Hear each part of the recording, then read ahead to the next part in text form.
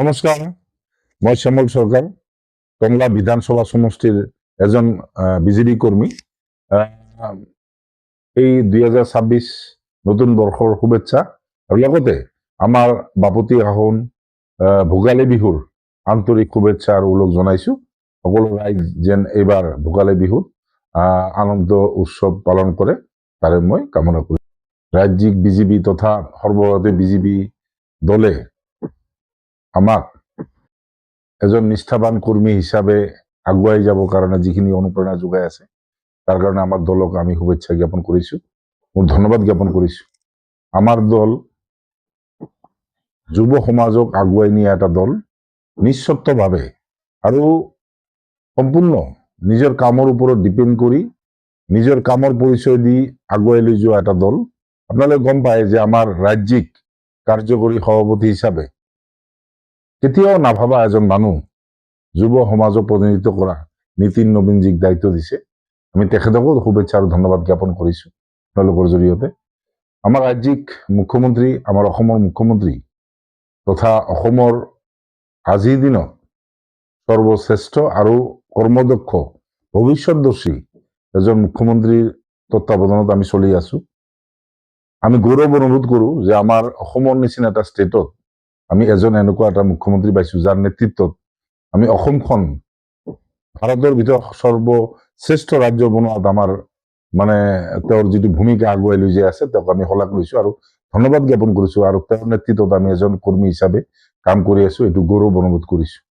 আমাৰ ৰাজ্যিক বিজেপি সুদক্ষ নেতৃত্ব আমাৰ এডিবিবিৰ পৰা আজিলৈকে যিটো নেতৃত্ব দি আহি একদম তলৰ পৰা নেতৃত্ব দি আহি আজি ৰাজ্যিক বিজেপিৰ সভাপতিৰ আসন অলংকৃত কৰিছে দিলীপ শইকীয়া ডাঙৰীয়া। তেখেতে এজন দক্ষ ৰাজনীতিবিদ আৰু তেওঁৰ নেতৃত্বত আজি আমাৰ ৰাজ্যিক বিজেপি সুন্দৰ এটা ৰাষ্ট্ৰত আগুৱাই যাই আছে। তেওঁকো মই আন্তৰিক ধন্যবাদ আৰু শুভেচ্ছা জ্ঞাপন কৰিছো, ভোগালী বিহুৰ ওলগ জনাইছো। আজি আমি টংলা বিধানসভা সমষ্টি যিহেতু আমাৰ অহা 26ত আমাৰ বিধানসভা নিৰ্বাচন হবলৈ যাই আছে।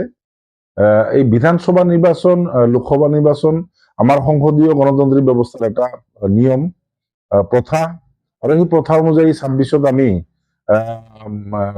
আমাৰ অসমত নিৰ্বাচন অনুষ্ঠিত হ'ব। আৰু আমাৰ মুখ্যমন্ত্ৰী কোৱা নিচিনা 26ত আমি এখন ওপৰত আসন দখল কৰাৰ কাৰণে যত্ন চেষ্টা আমি কৰিম। আৰু অসমখন বচাবলৈ হলে, মৌলবাদীৰ পৰা অসমখন বচাবলৈ হলে আমাৰ মুখ্যমন্ত্ৰী হিমন্ত বিশ্ব শৰ্মা ডাঙৰীয়াক লাগিব। আৰু তেওঁৰ নেতৃত্বতে আমি অসমখন কেনেকে আগুৱাই লৈ যাব পাৰো, অসমখন কেনেকে সুৰক্ষিত কৰিব পাৰো, আমাৰ অসমীয়া জাতিটোক কেনেকে ধ্বংসৰ পৰা ৰক্ষা কৰিব পাৰো, আমাৰ মঠ মন্দিৰ নামঘৰবিলাক আমি কেনেকে ৰক্ষা কৰিব পাৰো, এইটো পলিচি একমাত্ৰ আমাৰ সৰ্বদক্ষ মুখ্যমন্ত্ৰী, সৰ্বশ্ৰেষ্ঠ মুখ্যমন্ত্ৰী হিমন্ত বিশ্ব শৰ্মা ডাঙৰীয়া তেওঁৰ ভৱিষ্যতদৰ্শী নেতৃত্বৰ জৰিয়তে তেওঁ কিন্তু আমাক দেখুৱাই যাই আছে। তেওঁৰ পথ অনুসৰণ কৰি আমি আগুৱাই যাই আছো। সেয়েহে 48 নং টংলা বিধানসভা সমষ্টি মই এজন, যদি দলে বিচাৰে এজন কৰ্মী হিচাপে, আৰু যিহেতু বিজেপিৰ দৰে সমুদ্ৰ লেখীয়া এটা দল, তাতে আমি এজন কৰ্মী হিচাপে নিজকে গৌৰৱ অনুভৱ কৰো। আৰু দলে যদি আমাক বিচাৰে যে 48 নং টংলা বিধানসভা সমষ্টিৰ প্ৰাৰ্থী হিচাপে, আমি নিশ্চয় অহা বিধানসভা নিৰ্বাচনৰ প্ৰাৰ্থিত্বৰ কাৰণে মই মনোনয়ন পত্ৰ দাখিল কৰিম দললৈ। তেওঁলোকে নিশ্চয় বিবেচনা কৰিব আৰু মোক কাম কৰাৰ সুযোগ দিব। আৰু এই অঞ্চলৰ বিভিন্ন ধৰণৰ সামাজিক কাম কাজ যিবিলাক আছে টংলা সমষ্টিত, মই টংলা চেম্বাৰ অফ কমাৰ্চৰ প্ৰেচিডেণ্ট, বিভিন্ন সামাজিক অনুষ্ঠানৰ লগত মই জড়িত হৈ আছো, সমাজৰ কাম কৰা বিগত দিন সুযোগ পাইছো। এইবাৰ যদি আমাক দলে প্ৰাৰ্থিত্ব প্ৰদান কৰে নিশ্চয় ৰাইজৰ সেৱা কৰাৰ কাৰণে মই চেষ্টা কৰিম। পৰিকল্পনা দলে যদি বিচাৰে, দলে যেনেকে বিচাৰিব, আমাৰ এই অঞ্চলৰ অভাৱ অভিযোগ যে নাই তেনেকুৱা নহয়। মই বিগত দিনতো কৈছো যে স্বাস্থ্যজনিত যিবিলাক সমস্যা, এই সমস্যাটো কলাইগাঁও আৰু টংলাত বহুত আছে। টংলা আৰু কলাইগাঁও আৰু এই যে এইটো অঞ্চল এটা বাগানৰ লগত টাচত থকা এটা অঞ্চল, বহু মানুহ ইয়াতে স্বাস্থ্যজনিত কাৰণে গুৱাহাটী নতুবা বেংগল নহলে সাউথ ইণ্ডিয়া যাব লাগে। আমি স্বাস্থ্য খণ্ডটো কেনেকে উন্নত কৰিব পাৰো আৰু স্বাস্থ্য খণ্ডটোক ইনফ্ৰাষ্ট্ৰাকচাৰ ডেভেলপমেণ্ট যিবিলাক আছে আৰু ডায়াগনষ্টিক চেণ্টাৰৰ পৰা ধৰি বিভিন্ন যিবিলাক আনুষংগিক দৰকাৰ স্বাস্থ্য খণ্ডত, সেই খণ্ডবিলাক আমি সবে চিন্তা ভাৱনা কৰি আছো। যদি দলে সুযোগ দিয়ে তেতিয়া নিশ্চয় আমি অহা দিনত টংলা এই সমষ্টিত স্বাস্থ্য খণ্ড উন্নয়নের কারণে যিখিনি চেষ্টা করার কারণে আমি করে যাম। ৰাইজৰ উদ্দেশ্যে কি ক'ব?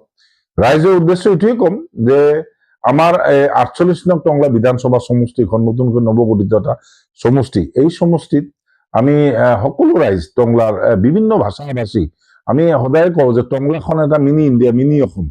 ইয়াতে বিভিন্ন ধৰ্মাৱলম্বী অসমীয়া, বেংগলী, বড়ো, মুছলিম, হিন্দীভাষী, গোৰ্খা, কোচ ৰাজবংশী, ৰাভা সকলো জাতি জনগোষ্ঠীৰ মানুহ আমি ইয়াতে আছো। ইয়াতে আমি যিটো সমিল মিলে আমি সকলোৱে যাতে মিলি ইয়াতে থাকিব পাৰো।